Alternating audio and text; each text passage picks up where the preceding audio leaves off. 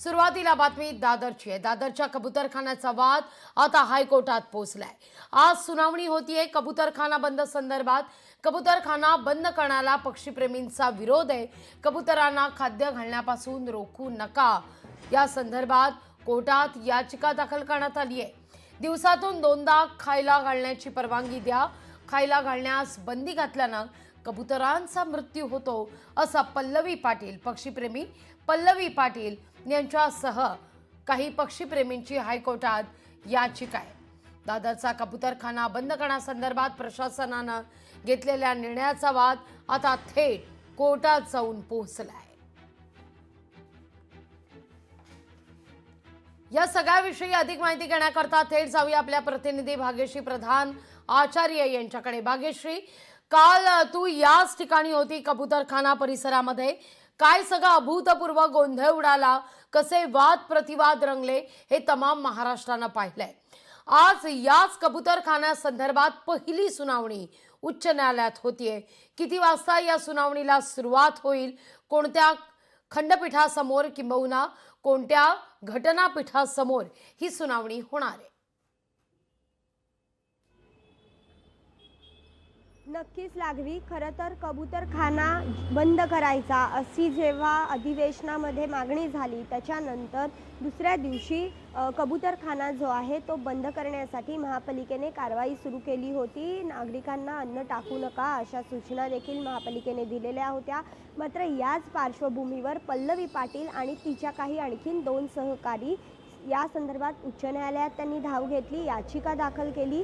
ही याचिका मागच्या वेळेला पार पडली त्यावेळेला कोर्टाने सांगितलं की आत्तापर्यंत तुम्ही ज्या पद्धतीने कबूतरांना खायला घालत होता तसं करू नका जोपर्यंत आम्ही सांगत नाही, कारण मानवी आरोग्य हे सर्वाधिक प्राधान्य आहे। त्यामुळे ह्या सगळ्याचा रिपोर्ट आपण आहे तो बघूया आणि मग काय तो निर्णय घेऊया। त्यानुसार सगळ्या हॉस्पिटल्समधनं त्यांनी रिपोर्ट मागवून घेतला होता। यामध्ये खाजगी रुग्णालयं तर होतीच, याशिवाय जी सरकारी रुग्णालयं आहेत त्यांचा देखील समावेश होता।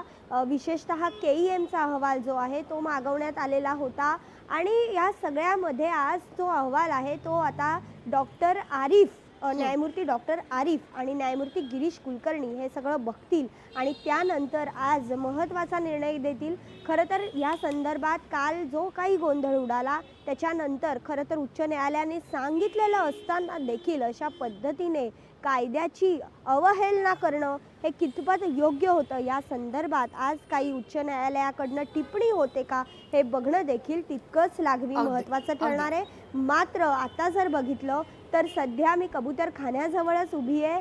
सध्या सगळी शांतता आहे आणि जे कबूतरखान्याचं जे काल शेड काढलेली होती ती अजून तशीच काढलेलीच पाहायला मिळते।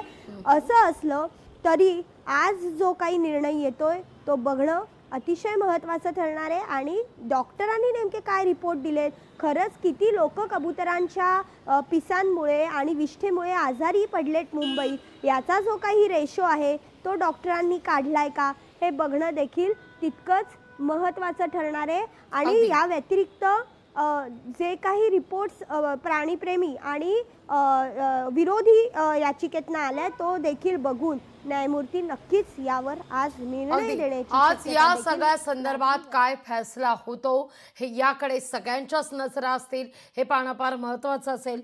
तुर्तास धन्यवाद भाग्यश्री, तुम्ही दिलेल्या एकूणच या सविस्तर माहिती करता।